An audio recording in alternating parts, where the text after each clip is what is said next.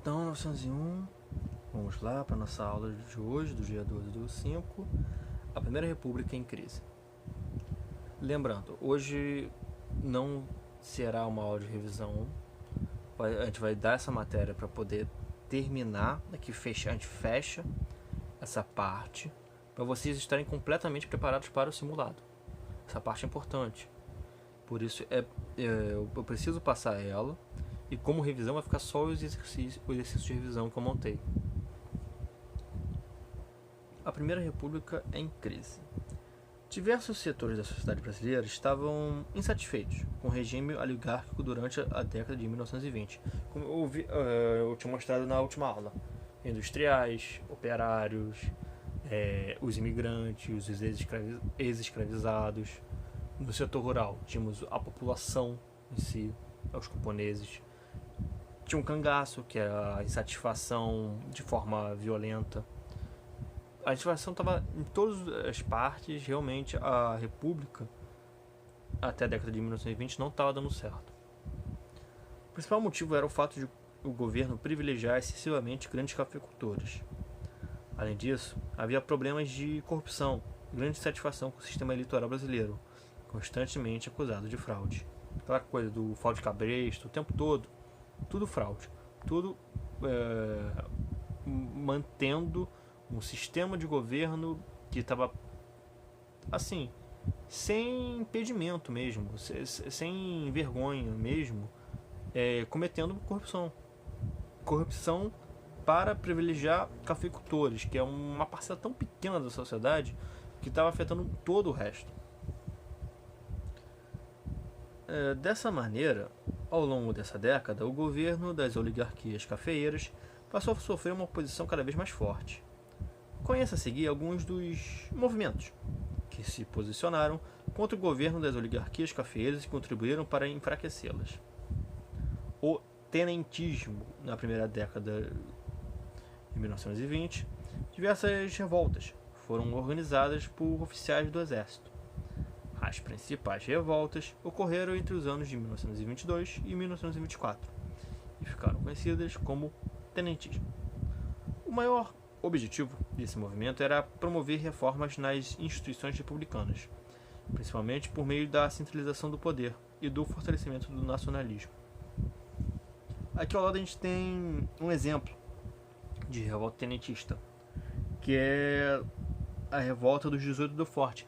Eu acho que, não sei se algum de vocês conhece, mas a gente aqui em São Gonçalo tem um bairro chamado 18 do Forte. É por causa desses caras. Ao lado, participantes de um levante militar contra o governo federal, ocorrido no Rio de Janeiro, em 1922, conhecido como Revolta dos 18 de Forte, ou Revolta do Forte de Copacabana. Além de militares, o movimento envolveu civis. Um civil. Na imagem, da esquerda para a direita, foram retratados os tenentes Eduardo Gomes, Siqueira Campos, Newton Prado e o civil Otávio Correia. Esse foi uma revolta bem interessante, que os 17 militares planejaram tomar o Forte Copacabana, porque eles perceberam que não precisava de tanta gente assim para tomar o forte. Então eles esperaram uma hora de baixa, de pouca movimentação, e marcharam até o forte. E no meio do caminho, um civil se uniu a eles.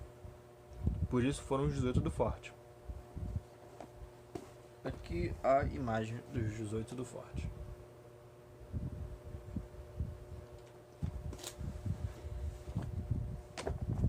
A Coluna Prestes. A Coluna Prestes foi outro importante movimento de contestação ao governo oligárquico. O movimento, formado em sua maior parte por militares de médio e baixo escalões, teve início nas rebeliões tenentistas ocorridas em 1924 no Rio Grande do Sul e em São Paulo. Sob o comando do capitão Luiz Carlos Prestes, o movimento reuniu entre 800 e 1.500 pessoas em uma grande marcha pelo interior do Brasil, percorrendo mais de 24 mil quilômetros entre os anos de 1925 e 1927.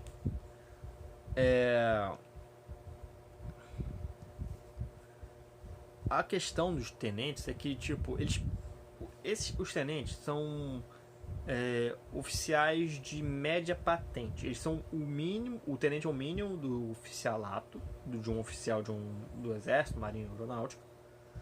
E nessa época, esses tenentes, eles estavam insatisfeitos porque eles viam que tinha muito general, tinha muito alto oficial que era conivente com esse governo. E por isso eles se revoltaram. Eles viram que o alto comando não vai fazer nada, a gente vai fazer. Essa marcha tinha o objetivo de estimular outras unidades militares do país a também se revoltarem e se juntarem ao movimento para, assim, retirar o presidente Arthur Bernardes de seu cargo e assumir o poder político do Brasil.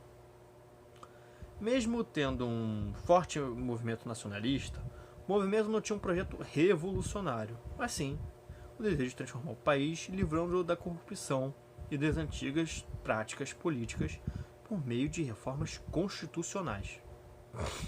Os membros da coluna foram perseguidos por tropas do exército durante a marcha. Após diversos combates, enfrentando problemas como doenças, falta de alimentos e de armas, os revoltosos se refugiaram na Bolívia em 1927, pondo fim à marcha. Aqui vamos mostrar para vocês o caminho da coluna Prestes, a marcha da coluna Prestes.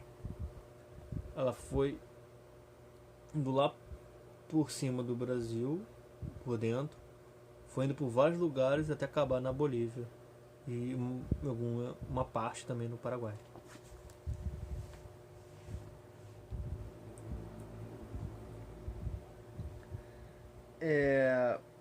A marcha da coluna Prestes ela foi importante porque ela evidenciou que muita gente queria de fato se revoltar. A incentivação era muito grande. E ela foi importante porque, na época, ela também incentivou a população. A população começou a ver, olha, tem gente que luta mesmo por isso. Talvez a gente também devesse tomar uma atitude. A atitude da coluna Prestes gerou uma grande movimentação de opinião dentro da população brasileira da época. E só foi minando o apoio que a Primeira República tinha. Os efeitos da crise de 1929 no Brasil. Em 1929, ocorre uma grande crise econômica nos Estados Unidos, afetando diversos países do mundo. A economia brasileira, que dependia das exportações, foi gravemente atingida. Com a crise, houve diminuição do consumo de produtos brasileiros, como café, em diversos países. Além disso, os produtos brasileiros passaram a ter um preço mais baixo, levando parte dos grandes agricultores brasileiros à falência. Esse processo acelerou a crise de poder que ocorria no Brasil, contribuindo para enfraquecer ainda mais as oligarquias cafeeiras que controlavam o poder político no país. Então, a economia era completamente cafeeira. Quem era beneficiado eram os cafeicultores. E quando ocorre a crise de 29, ela afeta todo mundo de forma diferente. No Brasil, o que aconteceu? Tá lá o governo investindo no café, aí vem a crise. Tudo desvaloriza. Os preços vão lá para baixo, quase no zero, ou até abaixo do zero. E a economia montada em cima de só um produto. Esse produto não está conseguindo mais ser vendido porque está todo mundo com muito pouco dinheiro. Está todo mundo endividado. E quando eu falo todo mundo, estou falando de países. Tiveram países endividados. Os países não queriam comprar café. Porque café não era a prioridade. Então, isso quebrou a situação dos cafeicultores, que, por serem a base da economia do Brasil, quebrou o Brasil. A crise de 29, ela deu um grande golpe na Primeira República, porque nem a economia que eles sempre se apoiavam para se afirmar estava dando certo, porque estava em crise. Para vocês terem ideia, olha um gráfico de como caiu as exportações de café brasileiro entre 1929 e 1931. Em 29 estava lá em cima. Aí veio a crise, olha a queda. Foi de 4 milhões de cruzeiros a quase 1 milhão. É muito, muito dinheiro perdido.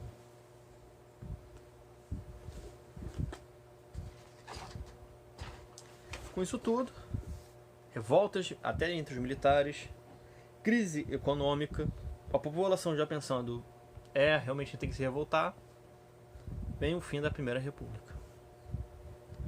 No contexto da crise política brasileira, em 1929, houve um grande desentendimento entre as oligarquias paulistas e mineira. Como vimos, o acordo existente entre esses grupos, conhecido como política do café com leite, era que ambos se revezariam a lançar um candidato a presidente da República. Quer dizer, na eleição desse ano vai um candidato paulista como presidente e vice vai um mineiro. Aí daqui a 4 anos vai um mineiro como presidente e um vice paulista. E por assim vai alternando assim. Assim, o presidente paulista Washington Luiz deveria apoiar um político mineiro para as eleições presidenciais que ocorreriam em 1930. Porém, contrariando esse acordo, ele indicou o paulista Júlio Prestes como candidato. Dessa maneira, a oligarquia mineira rompeu com a oligarquia paulista e formou a Aliança Liberal, ao se aliar às oligarquias do Rio Grande do Sul e da Paraíba. Essa aliança lançou como candidato à presidência o gaúcho Getúlio Vargas, tendo como vice o paraibano João Pessoa. Diversos setores descontentes com a antiga política promovida pelas oligarquias cafeeiras passaram a apoiar a Aliança Liberal. Porém, em 1930, Júlio Prestes venceu a eleição. Mais uma vez, naquele clima de isso é corrupção. Essa eleição não está certa, ela está suja. É impossível que esse cara ganhe porque ninguém mais está apoiando ele. E aí, também com isso, teve a quebra do pacto. Porque nesse pacto, São Paulo era mais forte que Minas. Porque as principais fazendas cafeeiras eram de São Paulo, e as indústrias, as principais, estavam em São Paulo. Então, ali ocorreu uma situação de... São Paulo começou a querer falar que ele não precisava de Minas, o que estava errado. Aí Minas faz a outra aliança com o Rio Grande do Sul e Paraíba. E essa outra aliança chama atenção, porque se tá todo mundo contra aquele cara que todo mundo estava ocupando, era da Aliança Paulista, a gente vai pro outro. É uma associação lógica. A Revolução de 1930. Após a vitória do candidato paulista, membros da Aliança Liberal passaram a contestar o resultado das eleições, acusando a ocorrência de fraude. Eles viram que não tinha como. Realmente, pelo clima da época, ninguém botava fé de que o Júlio Prestes iria vencer. Mas ele venceu a eleição. Então, realmente ficou muito esquisito essa vitória. Poucos meses depois, em julho de 1930, João Pessoa foi assassinado, agravando ainda mais a situação. Então, o outro cara que ninguém dava fé ganhou. Aí o vice do concorrente foi assassinado. Tipo, a situação chegou no limite dentro do Brasil. Membros da Aliança Liberal acusaram a oposição pela morte do político, causando forte comoção popular. Além disso, usaram o assassinato como justificativo para articular um golpe contra o governo. Eles viram. Esse assassinato foi horrível. Mas a gente pode usar ele a nosso favor. Vamos usar a desculpa de que o João Pessoa foi assassinado e movimentar toda uma força para tirar no golpe político esses caras do poder.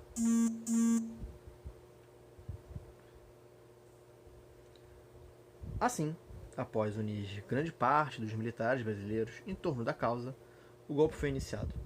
Esse movimento armado ficou conhecido como Revolução de 1930. Houve confrontos em alguns estados do país, como Rio Grande do Sul, Minas Gerais e Pará. Porém, rapidamente, os revoltosos conseguiram a vitória. Em 3 de novembro, o presidente Washington Luiz foi deposto e Getúlio Vargas assumiu o governo. O que aconteceu? Eles falaram, vai ter conflito, vamos para cima deles. E, por outro lado, mesmo os soldados que estavam servindo o governo federal não estavam muito a fim de servir o governo federal. Porque os soldados tinham seus pensamentos.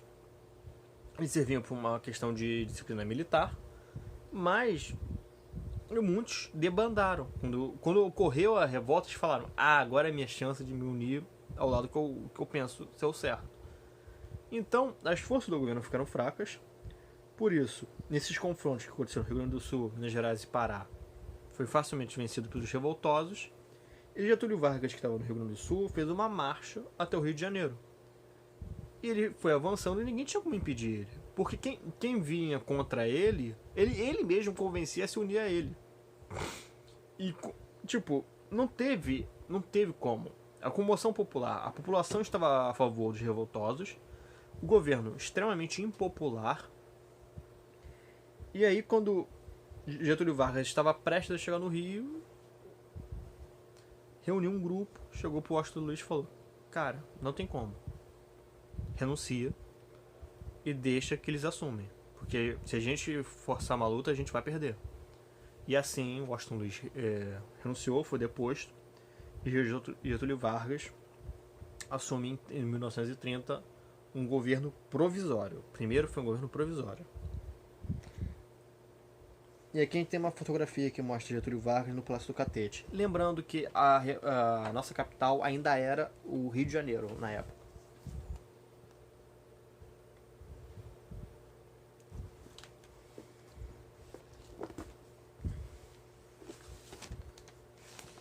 O governo provisório.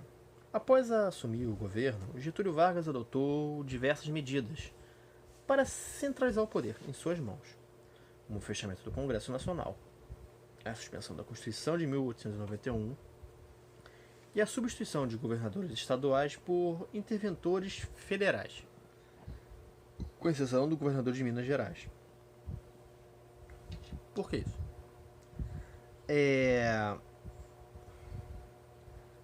Primeiro, Congresso Nacional. Por que fechar o Congresso Nacional? Esse Congresso Nacional era de um governo que eles estavam acusando de corrupção, estavam acusando de diversas fraudes e de políticas desastrosas. Então não tinha como confiar nesse Congresso Nacional. Por isso que quando ele chegou, ele falou: esse Congresso está fechado, acabou, a gente vai dar um tempo e depois a gente vai ver outro Congresso, mas por hora esse Congresso fechou.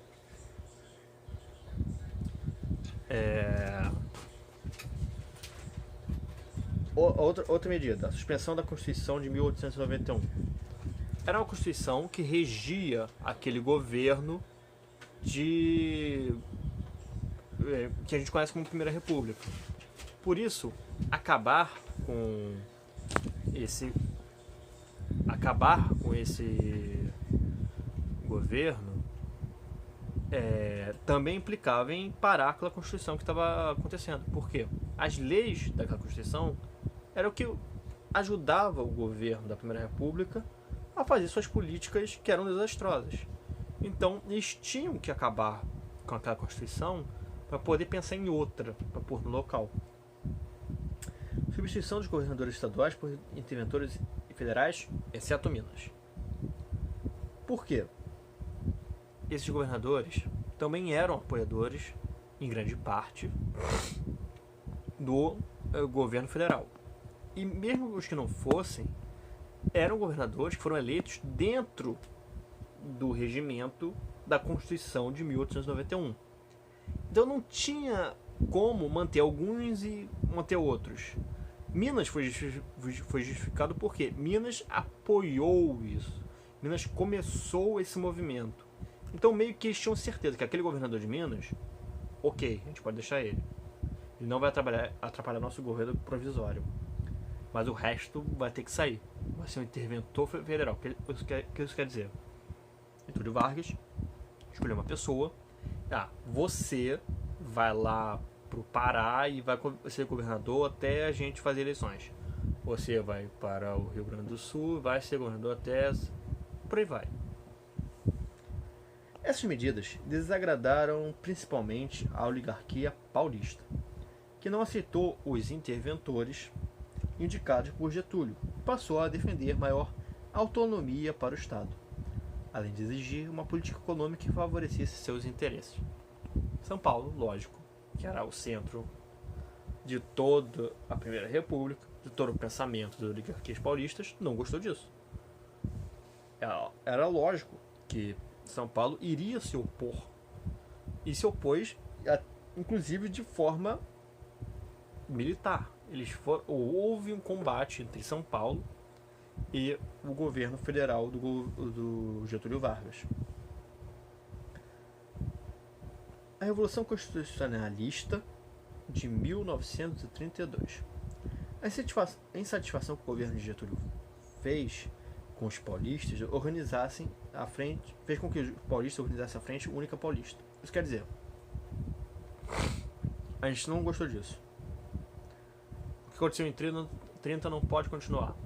Então, de 30 para 32, os políticos paulistas e grupos de paulistas fizeram a Frente Única Paulista, que era um movimento que estava exigindo: tem que ter uma Constituição nova. O Brasil não pode ficar sem Constituição.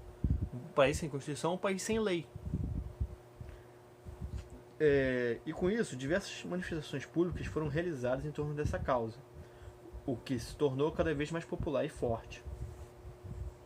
Assim, em 9 de julho de 1932, após vários meses de intensa agitação política, teve início uma revolta armada, conflito mesmo, teve combate, que ficou conhecida como Revolução Constitucionalista. Os conflitos armados duraram cerca de 3 meses. Os paulistas foram derrotados, mas obtiveram de Getúlio o compromisso de convocar eleições para a elaboração de uma nova Constituição para o país. O que isso quer dizer? Houve conflito, houve guerra, São Paulo perdeu, mas a força que São Paulo tinha dessa ideia de Constituição era muito forte e era certa. Getúlio tinha noção de que ele não podia governar tanto tempo sem Constituição. Então, mesmo São Paulo perdendo, o que eles exigiam de ter uma nova Constituição foi aceito. E foi chamado assim uma constituinte, que é um grupo para formar a Constituição, para fazer uma nova Constituição para o país. A Constituição de 1934. Em julho de 1934, foi promulgada a nova Constituição Republicana, que apresentou importantes avanços em relação à anterior. Entre outras questões, ela regulamentou a jornada de trabalho de 8 horas e o salário mínimo, garantiu o voto secreto e o direito de voto das mulheres, além de estabelecer o ensino primário gratuito e obrigatório.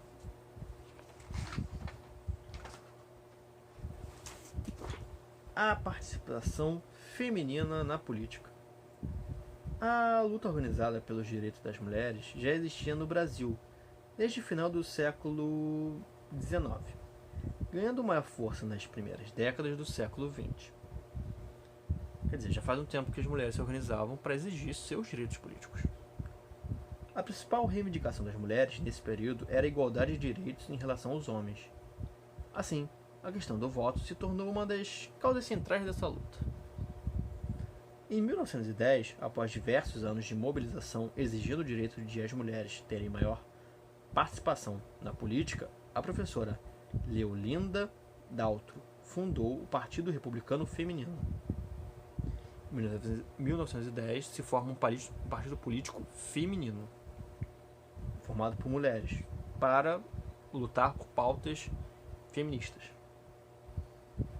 Em 1917, ela organizou uma passeata no município do Rio de Janeiro, com o objetivo de estimular o debate sobre o voto das mulheres. Além dela, outras mulheres se mobilizaram, entre elas a bióloga Berta Lutz, nascida em 1894 no município de São Paulo.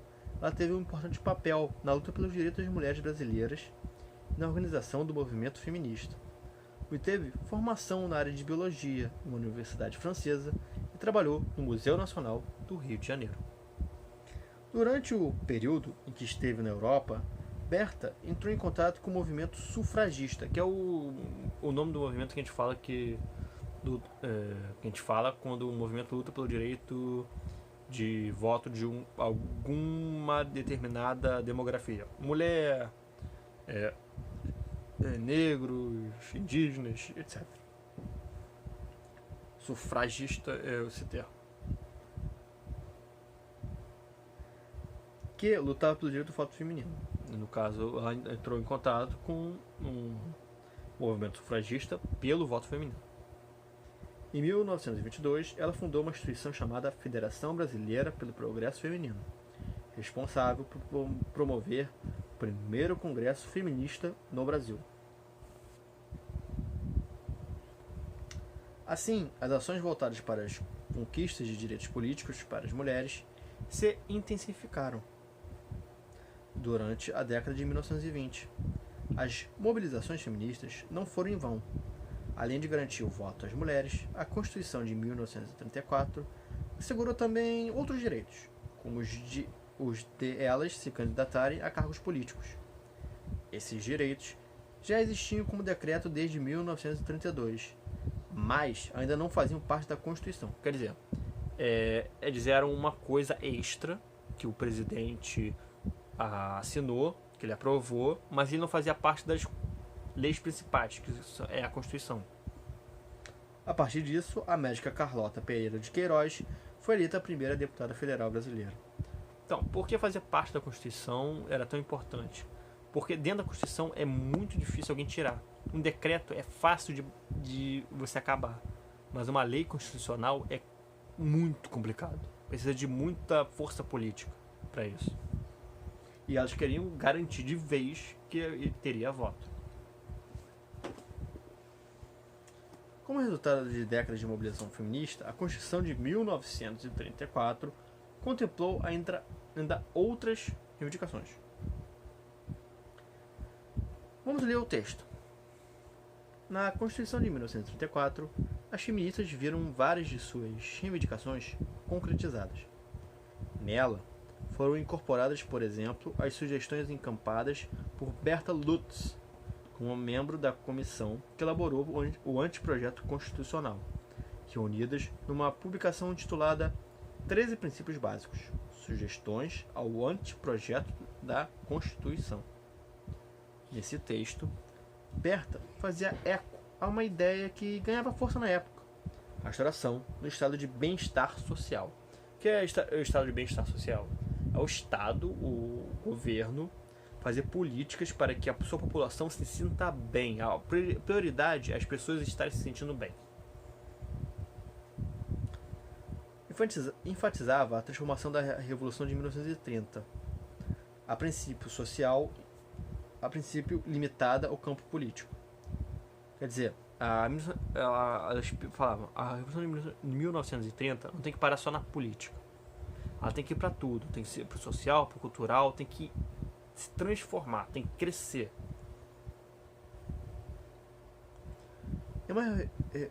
E uma revolução econômica e social, como eu falei. De fato, a nova Constituição agradou às militantes ao defender a criação de condições para que as mulheres pudessem se integrar nos vários planos da vida nacional. A principal entre elas era a igualdade com os homens perante a lei. Além de votar, as brasileiras casadas com estrangeiros adquiriram o direito de manter sua nacionalidade e transmiti-la a seus filhos. Com relação ao trabalho, proibiu a diferença salarial para o mesmo trabalho por motivo de idade, sexo, nacionalidade ou estado civil. Quer dizer, duas pessoas, digamos, um homem e uma mulher, eles fazem o mesmo trabalho, estão na mesma função. Um não pode receber menos porque o outro é mulher, ou porque o outro é homem. Ou ela não pode receber menos porque ela é divorciada. Acabou isso. Essa é a ideia que eles queriam pôr. Determinou para os trabalhadores segurança econômica, direito ao lazer semanal e às férias anuais, além de liberdade de reunião e de associação. Permitiu ainda a participação dos trabalhadores no estabelecimento da legislação trabalhista e das condições de trabalho e assegurou-lhes conquista de previdência social.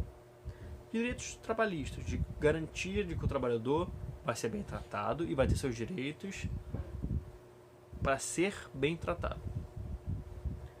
Reconheceu a maternidade como fonte de direitos, devendo ser amparada pelo Estado.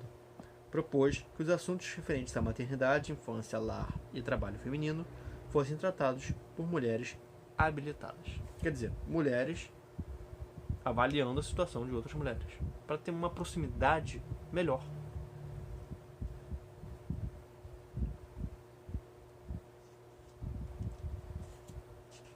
A luta feminista por direitos e contra a discriminação sofrida pelas mulheres é extremamente importante para que possamos viver em uma sociedade mais justa e igualitária. Lógico, homens e mulheres têm direitos iguais.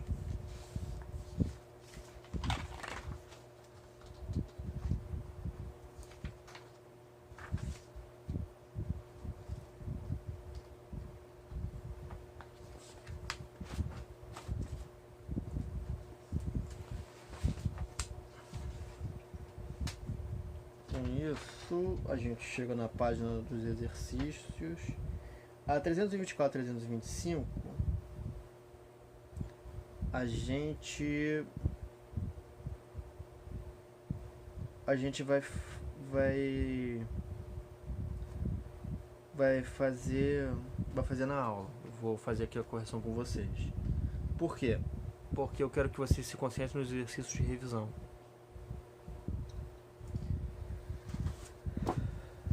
Número 1. Leia o texto a seguir e responda as questões. A chegada de Vargas ao poder deu início a uma nova fase da história política brasileira. O significado da Revolução de 1930 tem sido objeto de interesse de inúmeros estudiosos, que têm produzido diferentes interpretações.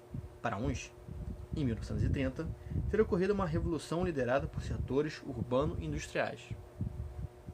Quer dizer, só o pessoal da cidade e os industriais que mobilizaram e planejaram isso tudo. Para outros, o movimento foi conduzido pelos interesses da classe média, através da ação dos tenentes. Há os que afirmam que o que ocorreu foi apenas um golpe militar, que para deter o avanço das camadas populares. Quer dizer, foram os militares que se organizaram, vamos tomar o poder antes que os civis aí tenham ideias ruins. E aos que enfatizam a ação dos grupos oligárquicos dissidentes. Quer dizer, Minas não gostou, então nós que somos oligarquia também, vamos fazer a nossa revolução. Mais recentemente, considera-se que o movimento não foi resultado da ação de nenhuma classe ou grupo social em particular, mas que combinou diferentes interesses de atores políticos insatisfeitos com a situação vigente. Essa última interpretação, que vê os vitoriosos de 1930 como um grupo heterogêneo, quer dizer, muito diferente dentro de si, tanto do ponto de vista socioeconômico quanto do ponto de vista político, vem se consolidando. Mesmo entendendo que o movimento militar de 1930 não pode ser definido como uma revolução, no sentido de alterar profundamente relações sociais existentes, admite-se que ele inaugurou uma nova fase na história do país, abrindo espaço para profundas transformações. De acordo com o texto, é correto dizer que há apenas uma interpretação para explicar a Revolução de 1930? Não. De acordo com o texto, há diversas interpretações que explicam a Revolução de 1930. B. Qual a interpretação para a Revolução de 1930 que vem se consolidando recentemente? Também está fácil, né, gente? A interpretação que considera a Revolução de 1930 como resultado da ação de diferentes classes e grupos sociais, que estavam insatisfeitos com a política do país durante a Primeira República. C. Por que a interpretação que vem se consolidando não entende que o movimento militar de 1930 pode ser definido como uma revolução? Por que damos o nome de revolução a acontecimentos que promovem mudanças extremamente profundas em uma sociedade, transformando por completo sua estrutura política e social? Apesar de contribuir para que houvesse mudanças no país, o movimento de 1930 não alterou profundamente as relações sociais existentes. É aquela coisa. Revolução é uma coisa que realmente muda tudo. É revolução. Você pegar uma coisa e virar ela. Modificar ela por completo. Um exemplo de revolução famosa é a Revolução Francesa. Antes era monarquia, aí girou tudo. Mudou todo o esquema social e virou uma república. Explique o principal motivo pelo qual diversos setores da sociedade brasileira estavam insatisfeitos com o governo oligárquico durante a década de 1920. O principal motivo pelo qual diversos setores da sociedade brasileira estavam insatisfeitos com o governo oligárquico durante a década de 1920 era o excessivo privilégio concedido por esse governo a apenas uma pequena parcela da população, os grandes cafeicultores. Isso quer dizer, as pessoas estavam satisfeitas que o governo só dava prioridade aos cafeicultores. O que foi o tenentismo? O tenentismo foi um movimento organizado por oficiais do exército, cujos principais revoltas ocorreram na primeira metade da década de 1920. Seus integrantes criticavam os privilégios concedidos pelo governo aos grupos agroexportadores e desejavam promover reformas nas instituições republicanas para modernizar o país. Quais foram os principais efeitos da crise de 1929 no Brasil? A crise de 1929 causou a queda das exportações de café no país, além de fazer o preço do produto diminuir. Isso acelerou o processo de declínio dos grandes cafeicultores brasileiros, de modo a perderem poder na sociedade brasileira. O que motivou a formação da Aliança Liberal? A Aliança Liberal foi formada após o presidente paulista Washington Luiz apoiar a candidatura de outro paulista. Aquela coisa, o que motivou a Aliança Liberal? O candidato paulista apoiou outro paulista quando ele deveria apoiar um mineiro. Aí o candidato mineiro e Minas, vendo que a aliança está sendo rompida, apoiou, se juntou ao Rio Grande do Sul e ao Paraíba para apoiar Getúlio Vargas. Explica de que maneira Getúlio Vargas chegou ao poder. Após perder a eleição de 1930, a Aliança Liberal não aceita essa da eleição e por isso inicia uma revolta contra o governo com o intuito de tirar o presidente Washington Luiz do poder. Quais as principais mudanças implementadas pela Constituição de 1934? Bem, entre as principais estavam algumas leis trabalhistas, como jornada de 8 horas de trabalho, o salário mínimo, o voto secreto, o direito de voto das mulheres, o ensino primário gratuito e obrigatório. Com isso a gente vai terminar nossa aula. Eu vou passar para vocês os exercícios de revisão para vocês estudarem para o simulado. Tudo bem, turma? Aula encerrada.